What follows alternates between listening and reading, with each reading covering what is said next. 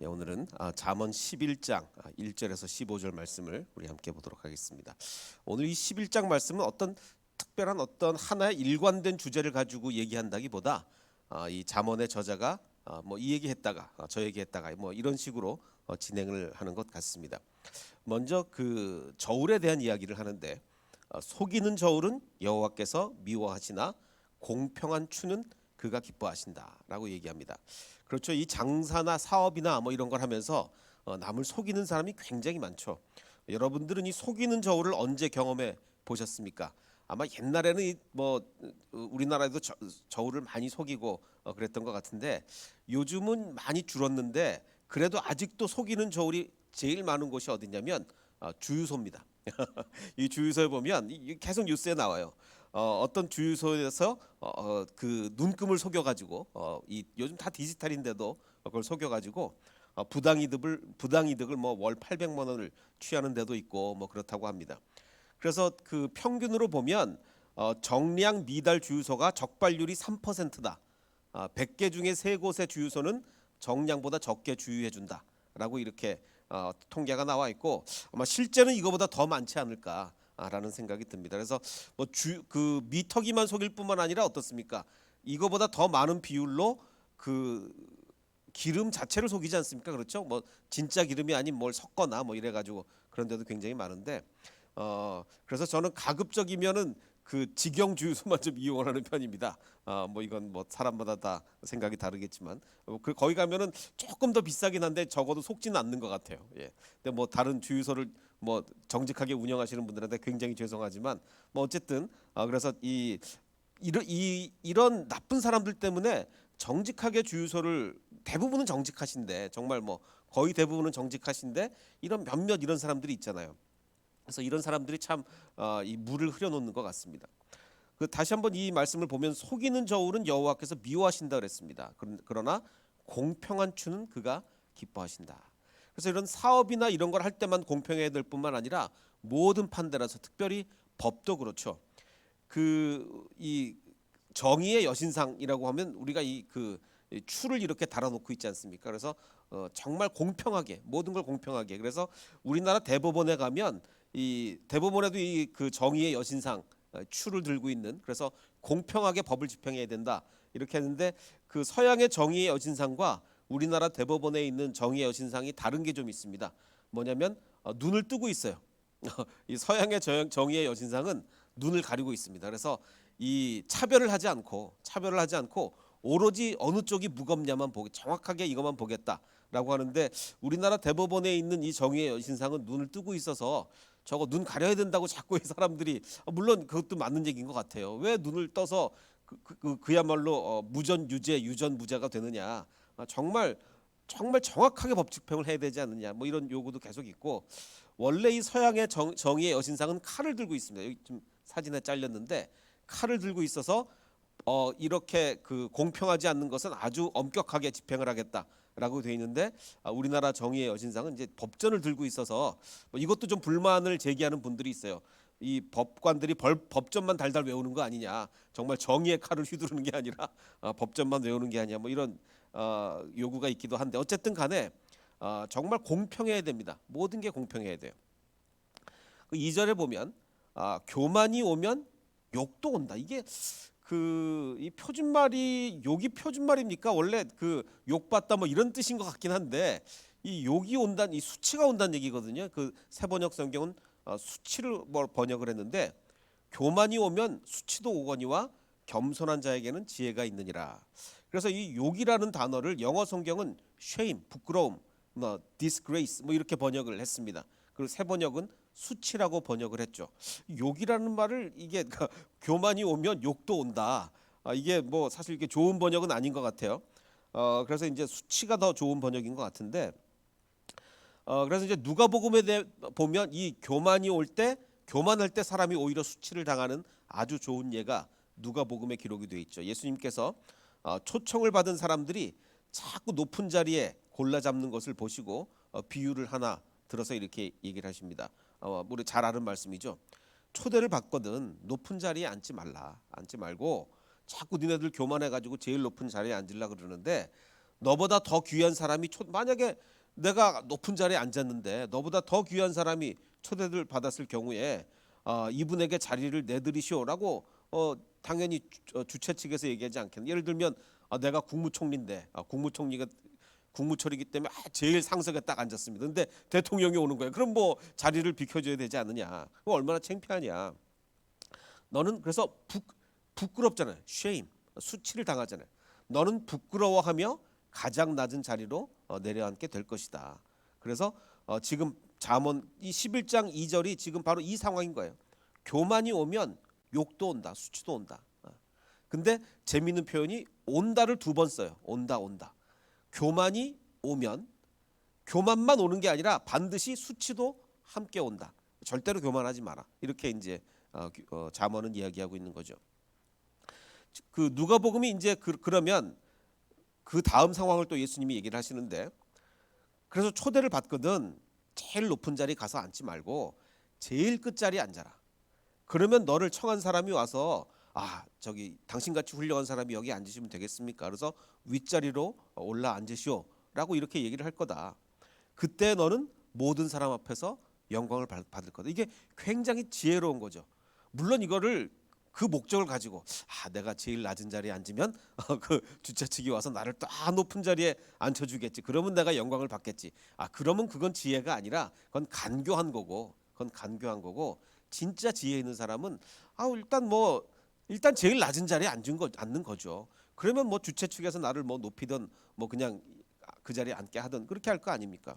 그래서 누구든지 자기를 높이면 낮아질 것이요 낮추면 높아질 것이다. 그래서 잠언의 말씀이 바로 적용이 되는 거예요. 겸손한 자에게는 지혜가 있느니라. 정말 지혜가 없이 겸손할 수 없습니다. 겸손한 것 자체가 벌써 지혜가 있는 거예요. 지혜가 있어야 겸손할 거 아니겠습니까? 그래서 이 지혜와 겸손을 같이 얘기하고 있는데, 그래서 이 누가복음 지금 14장 말씀은, 예수님의 말씀은 계속 그 겸손한 사람은 어떻게 행동하는지를 그 뒤에도 계속 얘기합니다. 뭐라고 얘기하냐면, 예수께서 자기를 지금 초대한 사람한테도 이렇게 얘기를 하셨습니다. 지금 예수님께서는 어떤 사람의 초대를 받아 가서 밥 먹는 도중에 하신 얘기거든요. 밥 먹는 도중에 어떤 사람이 자꾸 높은 자리에 앉으려고 그러니까 그걸 보시고 야, 높은 자리에 앉지 마라, 그 얘기 막 지금 하시는 중인데, 그럼 예수님은 당연히 초대받아 가서 제일 낮은 자리에 앉으셨겠죠. 당연히. 그럼 지금 누구한테 초대를 받은 거냐? 이게 1절을 보면 예수님께서 바리새파 사람들 중에서도 지도자, 즉 바리새파 사람의 지도자들 가운데 어떤 사람의 집에 음식을 잡수시러 초대를 받아서 간 거예요. 그러니까 결코 지금 예수님하고는 우호적이지 않는 그런 자리입니다. 바리새파 사람이 예수님 초대해 놓고 뭐 꼬투리 잡을 거 없나 뭐 이런 보고 있는 그런 상황인 거죠. 그때 예수님이 초대를 한 사람한테 이렇게 얘기를 하셨다는 얘기는 지금 그러면 누구한테 얘기한 거예요? 바리새파 사람 중에 지도자, 바리새파 사람 중에 지도자에게 지금 예수님이 이렇게 얘기하십니다. 뭐라고 얘기하냐면, 야, 니네들 말이야, 만찬을 베풀 때 뭐 니네들이라고는 안 그랬겠죠. 좀 높은 사람이니까 당신들 이보시오. 당신들 만찬을 베풀 때 부유한 이웃을 부르지 말라. 부유한 이웃을 부르지 말고, 그러면 그들도 너를 다시 또 초대해서 서로 갚고 이럴 텐데, 그러면 서로 부자들끼리 서로 갚고 이렇게 되는 거 아니냐. 그러면 너한테는 아무 덕이 없다, 은공이 없다. 너희가 누구를 초대할 때, 잔치를 베풀 때에는 가난한 사람들을 초대해라. 그리고 장애가 있는 사람들을 초대해라. 그리하면 너희가 복을 받을 것이다. 이렇게 이야기를 하시는 거예요. 이게 교만한 사람들은요, 높은 사람들끼리 놀려고 합니다. 높은 사람들끼리. 그러나 겸손한 사람은 아무리 높은 사람들끼리 모여 있어도 정말 행색이 초라하고 어떤 사람이라도 그 자리에 편하게 올 수 있는 분위기를 만드는 사람이 겸손한 사람이죠. 정말 자기네들만의 소사이어티를 형성해 가지고 정말 뭐 그 아주 그 좋은 아파트 사는 사람들만 모여서 그야말로 뭐 그 좋지 않은 아파트 사는 사람들을 끼지 못하게 한다든가, 이런 거는 정말 그리스도인으로서는 할 수가 없는 일입니다. 뭐 이런 일을 하는 사람은 정말 그리스도인이라고 부르면 안 됩니다. 솔직히 말씀드리면 교인 중에 그런 사람이 있으면 목사가 가서 얘기해야 돼. 당신 진짜 그리스도인 맞냐? 그 좋은 아파트 사람이라고 해서 어떻게 안 좋은 아파트 사람들을 멸시하냐? 당신 구원의 확신 점검해 봐라. 뭐 이런 걸 분명히 해야 됩니다. 그 저와 이제 오랫동안 관계를 가져왔던 우리 이한열 형제라고 우리 장애를 가진 아주 중증 장애를 가진 형제가 있습니다. 중증 장애인데 얼마 전까지 암까지 걸려가지고 뇌수술도 하고 이제 이랬는데 이분이 이제 그 SNS에 올린 글이 있어요. 그 장애인들은 미용실에 한번 가려고 하면 걸리는 게 한두 가지가 아니랍니다. 어떤 것들이 걸리냐면 먼저 대부분의 상가들이 이제 문턱이 있어요. 그렇잖아요. 이 올라가려면 미용실 가려면 여러분 아무 생각 없이 들어가죠. 장애인들은요 문턱만 하나 있어도 못 들어갑니다. 휠체어가 들어가기 굉장히 힘들어요. 그 요즘 또 이렇게 전동 휠체어를 많이 타기 때문에 무거워서 누가 들어주기도 힘들어요. 휠체어가 넘어가기 힘든 문턱부터 시작해가지고 미용실 안에 미용 의자들이 다 고정돼 있잖아요. 그래서 막 발로 밟으면 막 올라가고 뭐 이러는데 다 고정돼 있기 때문에 휠체어를 탄 사람들은 자리를 옮겨 앉기 전에는 정말 이발 하나 하기가 힘든 거예요. 여러분 모르셨죠? 이게 장애인의 시각에서 보지 않으면요 안 보입니다. 안 보여요. 그럼 장애인들은 그러면 제대로 된 거울이 있는 정 자리에 앉지 못하고 휠체어를 옮겨 타기도 굉장히 힘들거든요. 그래서 뭐 저기 비스듬하게 이렇게 앉아서 이발을 해야 되는 이런 일이 있단 말이죠. 자, 그런데 이제 이분이 이한열 형제님이 이 이발을 할 만한 미용실을 찾다가 찾았다는 거예요.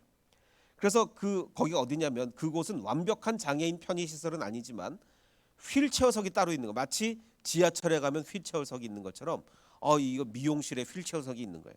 그래서 큰 만족감을 느끼며 이용하고 있다라고 해서 그곳 사진을 올렸습니다. 어디냐면 제가 이제 눈이 나빠가지고 더맨즈 죄송합니다. 노안이 심해가지고 더맨즈 남성 헤어샵이라는 데를 이렇게 사진을 딱 올렸어요. 그러니까 저는 이렇게 생각합니다. 요즘 이런 데를 뭐 한다 그러죠? 가서 막 팔아주고 돈 많이 벌게 해주는 거? 돈줄, 혼줄을 내주는 게 아니라 돈줄을 이런 미용실은요 돈줄을 내줘야 됩니다. 그래서 제가 일부러 지도에서 찾았어요. 이 그 용인에 보면 죄송합니다. 제가 또 동백역 그 동백역이라고 있다. 그 근처에 있는 더 맨즈 이 저기 남성 헤어샵이라는 데인데 얼마나 사려가 깊습니까? 사실 휠체어석 해놓는다고 해서 장애인 몇 명이나 오겠습니까? 이 자리를 하나 차지해야 되는 건데 그런데 휠체어석을 해놓는 거예요. 정말 사려 깊은 분이다. 이런 분이 진짜 모르겠습니다. 교회를 다니시는지 모르겠는데 이런 분이 진짜 크리스찬이다. 그래서 정말 이런 가게들을 우리 크리스찬들이요 이런 가게들을 찾아다니면서 돈줄을 내주면 이런 가게들이 점점 늘어나지 않겠습니까? 이게 우리 믿는 사람들이 해야 될 일이다라고 생각이 듭니다. 자, 그래서 이제 이 잠언 11장은 계속 교만과 겸손을 비교하고 있는데 교만이 오면 아까도 말씀드렸지만 수치, 욕도 오고 겸손한 자에게는 지혜가 있다라고 얘기하는데 자, 삶의 만족도가요. 아무리 돈 많고 뭐 온갖 권력을 다 누리고 하더라도 교만한 사람들은요. 절대로 행복할 수가 없습니다. 교만한 사람들은 왜 행복할 수가 없죠? 이 역치라는 말 있죠. threshold. 이게 뭡니까? 이 문턱. 아까도 문턱 얘기를 했는데 얘를 역치라는 것은 보통 감각기관에 주어지는 자극을 감지할 수 있는 최소의 양. 이게 무슨 얘기냐? 그 소리의 역치라는 건 우리 귀에 아주 작은 소리는 안 들리잖아요. 최소한 어느 정도 이상의 소리가 나야 우리 귀에 들리는 거 아닙니까? 빛도 아주 흐리면 안 보이는데 적어도 어느 정도 이상의 밝기가 돼야 우리 눈에 보이는 거 아닙니까? 그 양을 뭐라고 역치라고 그러죠. 역치.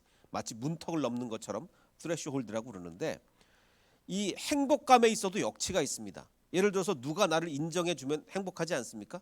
당연히 그렇죠. 뭐 어느 누구도 다 사람들이 나를 인정해 주면 행복을 느낍니다. 자, 근데 교만이란 얘기는 뭐예요? 다른 사람이 나를 엄청나게 인정해 줘야 교만한 사람들은 행복감을 누리는 거예요. 근데 겸손한 사람은 어떻습니까?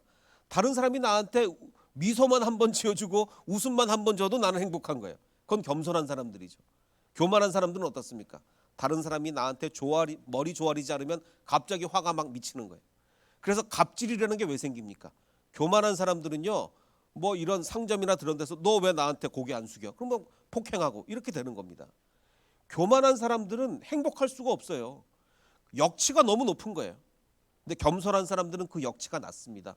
다른 사람이 나한테 미소만 한번 해줘도 행복하고, 다른 사람이 나한테 그저 인사만 한번 해줘도 행복하고. 그러니까 정말 겸손한 사람들이 진짜로 행복해질 수 있다라는 생각이 듭니다. 자, 3절을 보면 정직한 자의 성실은, 자, 뭐를 대조하는지 잘 보십시오. 정직한 자의 성실은 자기를 인도하거니와 사악한 자의 패역, 나쁜 일, 패역은 자기를 망하게 한다. 근데 이게 대조가 좀 이상하지 않습니까?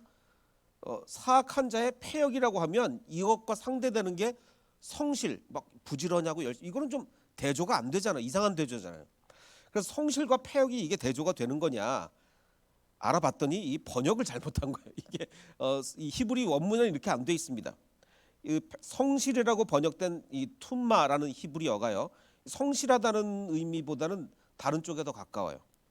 욥기서에 이 단어가 나오는 게, 욥기서에는 뭐라고 번역이 되어 있냐면, 하나님께서 나를 공평한, 하나님이 나를 착 보시는 겁니다.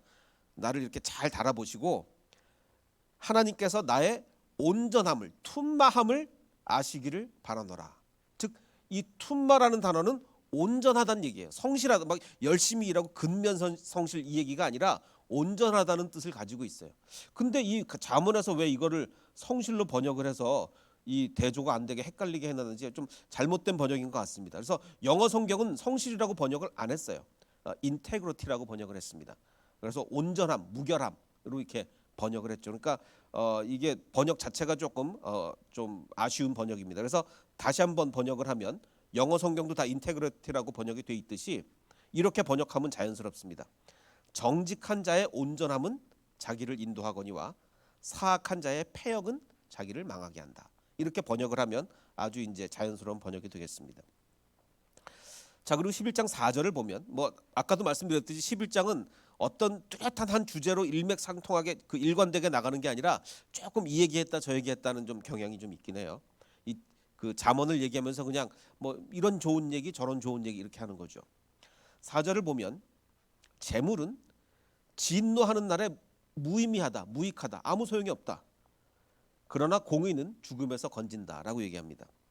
저는 이제 이 말씀을 듣고 저희 아버지 이야기가 생각이 났습니다. 저희 뭐 여러 번 말씀드렸지만 저희 아버지가 이제 그 15살의 어린 나이에 그 일사후퇴 때 이 미군의 배를 타고 남한으로, 북한에서 남한으로 혼자 이렇게 넘어오셨는데, 먼저 이제 넘어오기 전에 그 아버지의 아버지, 저한테는 할아버지죠. 할아버지한테 가서 제가 이제 그 일사후퇴, 지금 막 그 국군이 후퇴를 하니까 미군과 함께 제가 남한으로 넘어가겠습니다.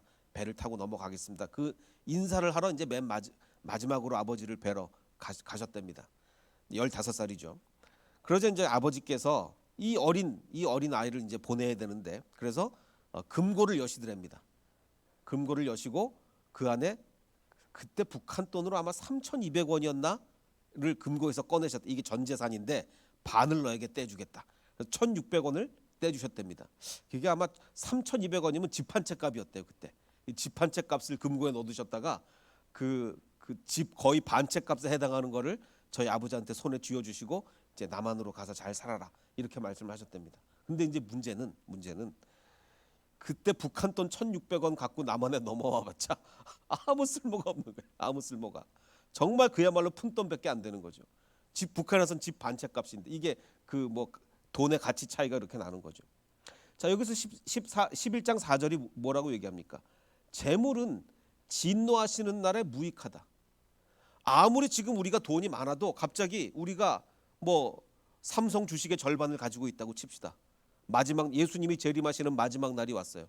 무슨 의미가 있습니까? 아무 의미가 없어요. 재물은 진노하시는 날에 아무 의미가 없습니다.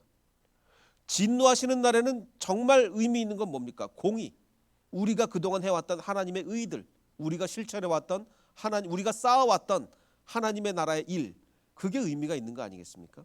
그래서 정말 잠언이 정말 우리에게 중요한 얘기를 하고 있다라는 생각이 듭니다. 그리고 의인과 악인, 그리고 그 다음에 나오는 이야기들은 제가 이제 여기저기 흩어져 있는 이야기들 조금 이렇게 모아봤는데, 어떤 주제로 모았냐면, 의인과 이웃의 관계 또는 악인과 이웃의 관계에 대해서 한번 이 말씀을 좀 여기저기 흩어져 있는 걸 좀 모아봤습니다. 어떤 주제로 첫 번째 모았느냐? 말과 관련된 겁니다. 9절에 보면 악인은 입으로 그의 이웃을 망하게 한답니다. 정말 맞아요. 악한 사람 중에 최고로 악한 사람이 뭡니까? 말 막 함부로 해가지고 다른 사람 상처받고 결국은 그 사람의 영혼을 무너뜨리는 거. 그 사람들을 우울증에 빠지게 하고 상대방을 괴롭게 하고 힘들게 하고 상처받게 하고, 이게 정말 악인이에요. 악인은 입으로 그의 이웃을 망하게 한다. 그리고 12절에는 지혜 없는 자는 그의 이웃을 멸시한다. 그렇죠. 지혜 없는 자는 말을 막 함부로 해가지고 그 갑질하고 이래가지고 이웃을 멸시합니다. 13절에 또 보면 두루 다니며 헌담하는, 남을 막 비방하는 그런 사람들은 남의 비밀을 누설한답니다. 그렇죠. 이게 사람들끼리 모여서 남 험담하는 게 얼마나 재밌습니까? 그게 잠언은 그게 정말 나쁜 행위라고 얘기하는 거예요. 끼리끼리 모이면 사실 근데 이건 굉장히 우리가 이게 회개해야 되는 게, 끼리끼리 모여서 남 칭찬하는 게 재밌습니까? 끼리끼리 모여서 남 험담하는 게 재밌습니까? 험담이 재밌거든요. 정말 회개해야 됩니다. 두루 다니며 험담하는 자는 남의 비밀을 누설하는, 이건 하나님이 굉장히 싫어하시는 겁니다. 근데 반대 케이스들을 대조적으로 얘기해요. 뭐냐? 의인은 지식으로 말미암아 구원을 얻느니라. 뭐가 대조? 악인은 입으로 남을 망하게 하지만 의인은 자기의 좋은 지식을 이웃에게 전해주는 거예요. 그래서 나와 함께 같이 구원을 받게 하는 거죠. 또 12절 지혜 없는 자는 이웃을 멸시하지만 명철한 자는 잠잠히 있습니다. 잠잠히 있어요. 갑질 같은 거 안 하고 잠잠히 있습니다. 또 13절 두루 다니며 서로 끼리끼리 모여가지고 남 험담하는 거 정말 하나님이 싫어하시는데, 마음이 신실하고 진실한 자는 그런 걸 숨깁니다. 누가 허물이 있어도 모여서 막 다른 사람들 뒷담화하고 그렇지 않습니다. 이건 정말 우리가 주의해야 될 일이에요. 그리고 두 번째, 의인 악인과 이웃과의 관계 두 번째는 축복과 저주입니다. 의인이 형통하면 온 성읍이 즐거워한답니다. 그런데 악인이 패망하면 기뻐와친답니다. 그렇죠. 이 주변에도 보면요, 어떤 사람이 잘 됐을 때 서로 같이 기뻐해 주는 사람이 있는가 하면, 어떤 사람이 잘 되면 사람들이 다 싫어해요. 그런 사람이 있죠. 그러니까 우리는 내가 잘 됐을 때 주변에서 다 축복해 주는 사람이 돼야 돼요. 내가 잘 됐을 때. 또 11절 성읍은 정직한 자의 축복으로 인하여 진흥하고, 그렇죠. 정직한 자가 축복하면 모두가 온 성읍이 다 잘 됩니다. 반대로 악한 자의 입으로 말미암아 무너지게 그 악한 자는 계속 험담하고 남을 상처 주고 이러기 때문에 무너뜨리는 역할을 합니다. 악한 자는 누구를 세우는 게 아니라 누구를 무너뜨리는 거죠. 자, 그리고 이제 15절 말씀은 우리가 잘 아는 말씀입니다만 참 좀 해석이 필요해요. 타인을 위하여 보증이 되는 자는 손해를 당하여도 보증이 되기를 싫어하는 자는 평안하다. 너무 번역을 좀 세게 한 것 같긴 한데, 그럼 보증을 쓰란 얘기입니까? 쓰지 말란 얘기입니까? 성경은 일관되게 보증 쓰지 말라고 합니다. 그러니까 타인을 위하여 보증을 쓰는 자는 그러니까 손해 당해도 거룩한 손해다, 그 얘기가 아니에요. 지금 성경은 일관되게 보증 쓰지 말라 그래요. 너 보증 쓰면 너 손해 볼 거다. 근데 이게 번역을 조금 너무 싫어한다 이런 식으로 좀 번역을 했는데, 보증을 안 써주는 사람은 평안하다. 자, 그럼 여기서 이제 우리가 그럼 도움을 거절하라는 얘기냐? 정말 누가 절실해서 나 보증 좀 꼭 좀 서달라. 그러면 어떻게 해야 됩니까, 우리? 여러분, 우리 전도사님들 다 돈이 없어가지고 뭐 누가 보증 서달라는 사람이 없죠. 그 누가 와서 이제 뭐 만약에 이제 우리 전도사님들이 다 부자다라고 좀 가정을 하고 도움을 청하면 그 보증을 서달라고 보증 서주겠습니까? 성경에 쓰지 말라 그러거든요. 자, 가까운 정말 이웃이 보증을 원할 때는 어떻게 해야 됩니까? 자, 우리가 정말 이 냉철하게 생각을 정말 지혜가 필요한 거예요. 미시적으로 볼 때는 이웃의 보증 서달라는 도움을 거절하는 게, 야, 어떻게 크리스찬이라는 사람이 이런 도움도 거절을 하나? 정말 미시적 그 한 사건만, 그 사람과 나와 요 한 관계만 보면 매정할 수 있어요. 야, 어떻게 크리스찬이 저렇게 남을 위해 헌신을 해야 될 사람이 보증을 안 서주냐? 그럴 수 있어? 미시적으로 볼 때는 그럴 수 있는데 거시적으로 볼 때는 어떻습니까? 하나님의 나라 전체를 볼 때, 그 사람과 나의 1대1의 관계가 아니라 하나님의 나라 전체를 볼 때는 보증이라는 것은 몇몇 어려운 사람을 구하는 긍정적 효과보다 전체적으로 볼 때는 인간관계를 파괴하는 부정적 효과가 더 큰 거예요. 그래서 성경이 하지 말라는 겁니다. 그래서 우리가 지혜가 필요한 거예요. 지금 잠언의 주제가 뭡니까? 지혜예요. 지혜가 없이 사람만 좋으면 어떻게 해요? 우리가 이게 지혜가 없이 사람만 좋은 사람들이 있어요. 그러다 보면 보증 쓰게 된다고요. 내가 어떻게 저 사람의 이 어려운 요청을 내가 거절하지 않을 수가 있는가? 그러면 1대1의 관계에서는 굉장히 좋고 정말 도움을 준다는 게 좋지만 정말 하나님의 나라의 큰 차원에서 보면 그러다가 망가지는 인간관계가 굉장히 많단 말이에요. 그래서 성경은 큰 시각에서 볼 때, 그래서 우리는 항상 큰 시각에서 봐야 돼. 하나님의 말씀은 미시적으로 보면 안 돼. 그러면 자꾸 성경을 잘못 해석하고 성경을 잘못 해석하고 그런 일이 자꾸 발생한다고요. 큰 거시적으로 볼 때 보증은 안 서는 게 좋습니다. 왜? 인간관계를 파괴하는 도구예요. 그래서 정말 미안하지만 하나님의 말씀에 근거해서 보증은 거절하는 것이 좋습니다.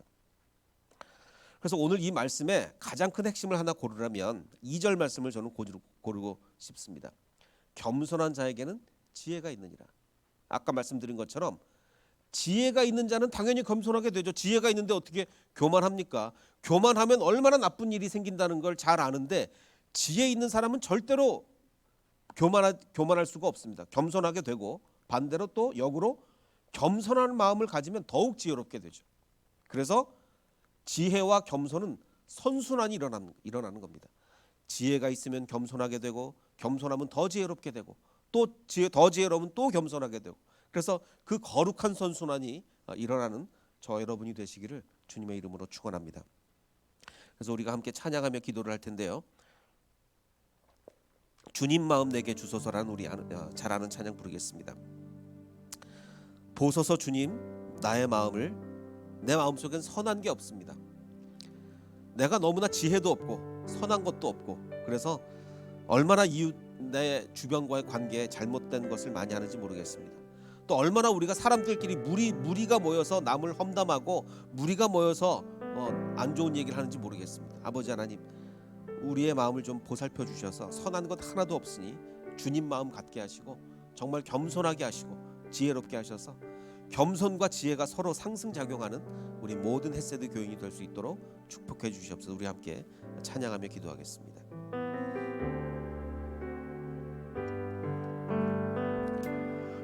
보소서 주님 나의 마음을 선한 것 하나 없습니다. 그러나 내 모든 것 주께 드립니다. 사랑으로 안으시고 날 새롭게 보소서 주님, 보소서 주님 나의 마음을 선한 것 하나 없습니다. 그러나 내 모든 것 주께 드립니다. 사랑으로 안으시고 날 새롭게 하소서. 주님 마음 내게 주소서. 내 아버지 주님 마음 내게 주소서. 나를 향하신 주님의 뜻이 이루어지도록 주님 마음 내게 주소서. 주님 마음 내게 주소서.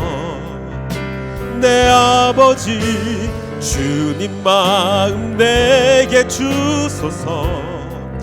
나를 향하신 주님의 뜻이 이루어지도록 주님 마음 내게 주소서. 우리 잠시 기도하게 될 때 아버지 하나님 그렇습니다. 지혜 있는 자는 반드시 겸손할 수밖에 없습니다. 겸손하면 더욱더 지혜로워집니다. 아버지 하나님, 우리가 내 마음이 지혜로 겸손하게 하셔서 내 행복의 역치가 낮아지게 하시고 다른 사람이 나한테 인사만 해도 행복해질 수 있는, 정말 교만한 사람이 다른 사람이 내 앞에 무릎을 꿇어야만 행복해지는 것이 아니라 정말 우리 서로 믿는 사람이 인사만 해도 서로 행복하고 정말 겸손하게 남을 섬기며 겸손할 수 있는 우리가 되게 해 주시옵소서. 우리 함께 기도하겠습니다. 아버지 하나님, 우리의 마음을 점검하게 됩니다. 우리는 혹시 내 행복의 양치가 높아져 있는 것 아닙니까? 정말 많은 것을 얻으면 정말 비로소 그때 행복해지는 것이 아닙니까? 아버지 하나님, 내 마음 겸손하게 해주시옵소서.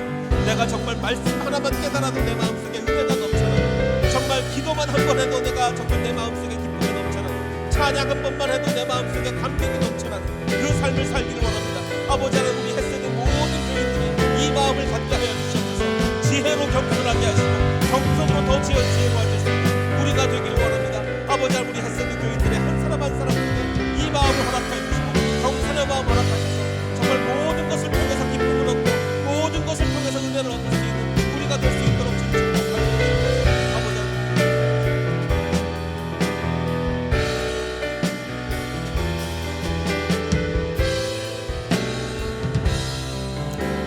우리 다시 한번 찬양하며 기도하게 될 때 아버지 하나님 그렇습니다. 내 마음 정말 교만한 마음이 있다면 버리게 해 주시옵소서. 누군가 내 앞에 무릎을 꿇어야만 행복한 사람이 있다면 아버지 하나님 회개하게 해 주시옵소서. 내가 정말 작은 것 하나에도 은혜 받을 수 있게 하시고 말씀의 하나 그 말씀을 깨달음으로 해서 감격하여 그것으로 인해서 하루가 행복하고, 내가 찬양 한 곡을 불러도 그것으로 인해서 감격하여 하루가 기쁠 수 있는 그런 나의 삶과 그런 나의 마음, 겸손한 마음 되게 해 주시옵소서. 우리 다시 한번 기도하는 마음으로 찬양합니다. 보소서 주님.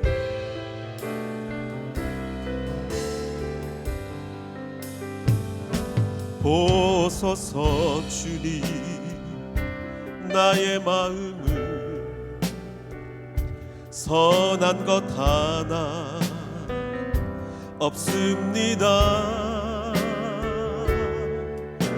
그러나 내 모든 것 주께 드립니다. 사랑으로 안으시고 날 새롭게 하소서. 주님 마음 내게 주소서. 내 아버지 주님 마음 내게 주소서. 나를 향하신 주님의 뜻이 이루어지도록 주님 마음 내게 주님 마음 내게 주소서. 주님 마음 내게 주소서. 내 아버지 주님 마음 내게 주소서. 나를 향하신 주님의 뜻이 이루어지도록 주님 마음 내게 주소서. 아버지 하나님, 우리에게 예수님의 겸손한 마음을 주시옵소서. 우리가 가장 낮은 자리에 앉아 있어도 주님께서 나에게 그 자리를 주셨음으로 인해 감사할 수 있는 그 마음 주시옵소서. 교만한 마음 갖지 않게 하시고 어떤 환경 속에서도 감사하며 그저 우리가 서로 인사만 해도 축복이 되고 찬양 한 곡만 불러도 감격이 되고 말씀 하나 은혜 받은 것에 하루를 살아가는 힘을 얻을 수 있는 우리 모두가 되게 하여 주시옵소서. 이제는 우리 구주 예수 그리스도의 은혜와 아버지 하나님의 무한하신 사랑과 성령님의 감화 감동 충만하게 역사해 주심이 지혜로 겸손하여지고 겸손으로 더욱더 지혜로워지기를 원하는 이 자리에 있는 모든 백성들 머리 위에, 그리고 인터넷으로 예배하는 모든 백성들 머리 위에 이제로부터 영원토록 함께 하시기를 간절히 축원하옵나이다. 아멘.